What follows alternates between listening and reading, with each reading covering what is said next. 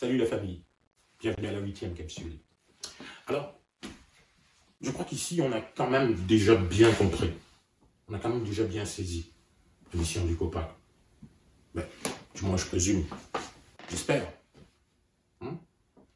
On a une organisation, tout simplement, qui vient se positionner comme une organisation supracommunautaire parce qu'il existe déjà des organisations, des organisations africaines. Il existe déjà des associations. Il existe déjà des individus qui ont cette volonté et qui ont cet amour, cette sympathie pour l'Afrique, qui vivent tous, on est tous au Québec, on est québécois. Alors, l'objectif est de faire quoi? Le COPAC, sa mission, mais c'est de venir collecter en fait, c'est de venir regrouper tout ce monde-là. C'est pour ça que c'est une organisation supracommunautaire. Et c'est pour ça que son fonctionnement est totalement différent de toutes les autres organisations. C'est important de comprendre ça. C'est très très important de comprendre ça. Parce que quand on a compris ça, on comprend non seulement le statut du COPAC, on comprend son fonctionnement, on comprend ses services. C'est très important de comprendre qu'est-ce que le COPAC, son statut. C'est pour ça que vous avez l'impression que j'insiste.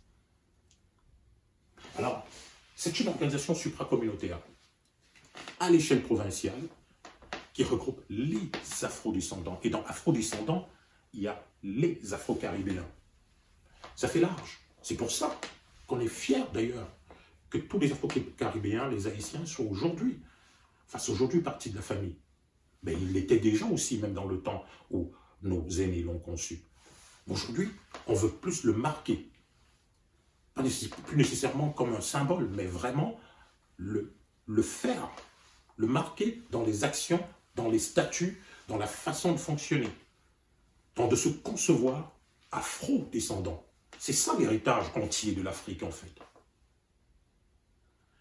Alors voilà, on a cette capacité, cet héritage-là, à l'échelle provinciale, mais on a aussi des sympathisants aux causes afro-descendantes, qui sont toutes personnes qui sont d'origine non afrodescendante ou qui sont d'origine non afrodescendante, c'est-à-dire qui sont de diverses origines, de partout, et qui sympathisent avec la cause, la réalité afrodescendante, africaine et panafricaine, bien sûr.